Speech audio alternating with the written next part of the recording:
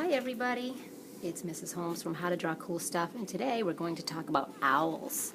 I have a bunch of owl reference materials here to look at. We're going to draw big using charcoal and then add a focal point, in this case the eyes, using colored pencil. This is a really great project to get your students to loosen up and try not to draw so detailed. You really can't draw extremely detailed using charcoal of the block variety. I'm using this square charcoal by Blick today. And we're going to jump right to it. The owl, let's see, where's my owl that I like? I like this owl. So find some pictures, do a Google search, find something that appeals to you, and then just go for it. Try not to get bogged down too much in the details, but do a quick outline sketch. I'll just tuck this under here so I can use it for reference. Do an outline sketch of your owl. Try and draw big.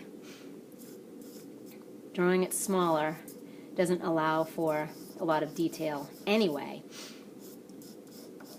Along with this charcoal, it makes it really difficult. Make a little bit of a eye line. A guideline where this little IV goes. Looks like a little V section. Outline of the head. Just very loose. Nothing too permanent yet. Once we're in here, we could get a sketch of the eye shape. As this owl has big, big eyes. And very, very loose, very light. You might not put down your mark exactly where you want it to be to begin with, and erasing with this is a little difficult. So see how I'm not really choking up on the charcoal? By holding it back here a little bit looser, it's allowing me to draw a little bit lighter. So holding your instrument, which you choose to draw with, towards the back as opposed to close to the tip, can definitely help out.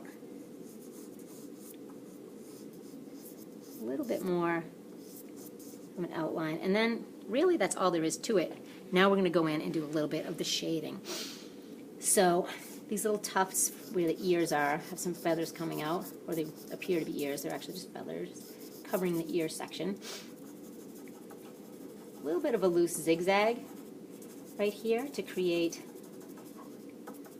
this pattern of feather. Bring it down around the eye area, the side of the head. These little zigzag motions can create some nice texture, or little dashes. Same thing down here towards the chin area.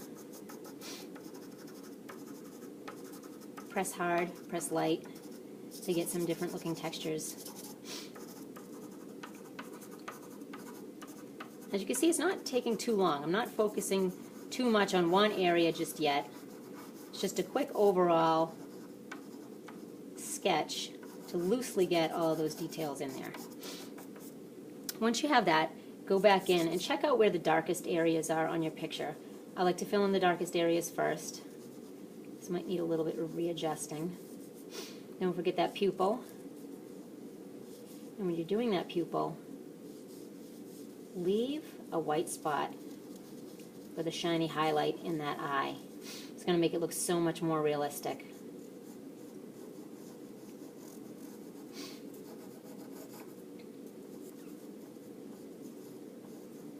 Maybe that's a little too big.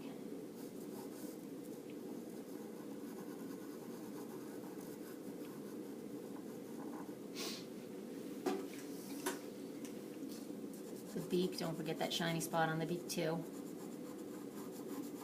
This is somewhat of a triangular shape.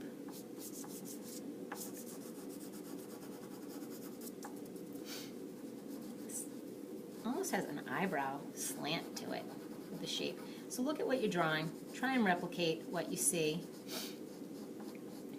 But simplify it. The simpler you make it, the more powerful it will be when using the charcoal, and the easier it's going to be for you too. Once you get the basic shading in there, or laying down of the darkest tones that you see, Then you could go in and take your tissue. Now you're going to get a little bit dirty with this, so you might want to take precautions early on and maybe wrap it up, but I don't care. I'm just going for it. So once you have all that stuff drawn, take your tissue and do a little blending. I like to blend in the direction that the feathers are growing, so as these ears are sort of kind of coming up and out, I'm using my tissue to go up and out. These are little small feathers, so I'm just going to do small little touches just to sort of recreate the pattern that I'm seeing there, but simplifying it. Definitely simplifying it.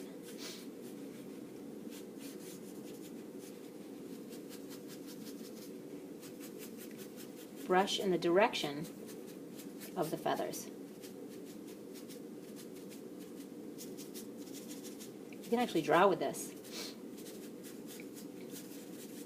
with your dirty tissue. Sort of draw, making some patterns.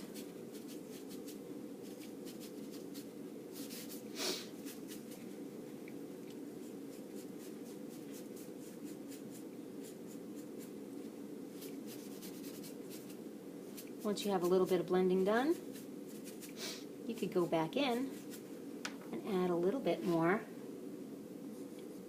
darkness.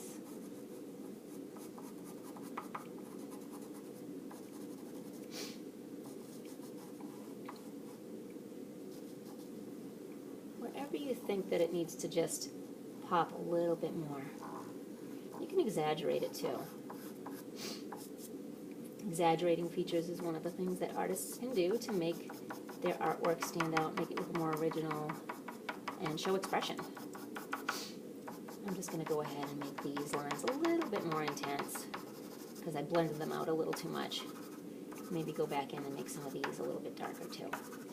Once you're happy with your shading, and I could sit here and I could tweak this for quite a while, but I'm going to stop right now so I can go ahead and show you the focal point. I'm going to add just 3 colors, maybe even just 2. I have a orange, a golden yellow, and then a bright yellow. And with somewhat of a heavy hand, I'm going to fill in the top part of the eye with my orange. Going into the eye a little bit here. I don't want that to blend too much. Some of this pigment will come up into your colored pencil. I'm blowing some of the dust away. That's a big no-no if you're in a classroom full of people because you don't want people to breathe the dust in the air. So I just did the opposite of what you should do. Go ahead and blend this out into one another. Maybe lightly go over this orange a little bit one more time so it blends into the yellow. And this is going to be our focal point. A focal point is the area that a viewer sees first when they look at an artwork. So we really want these eyes to pop.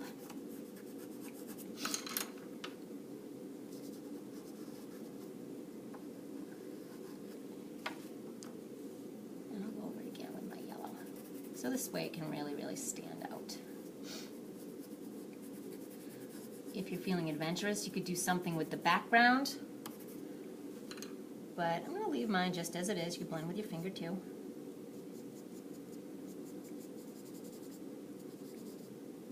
Remember to just blend in the direction that the feathers grow.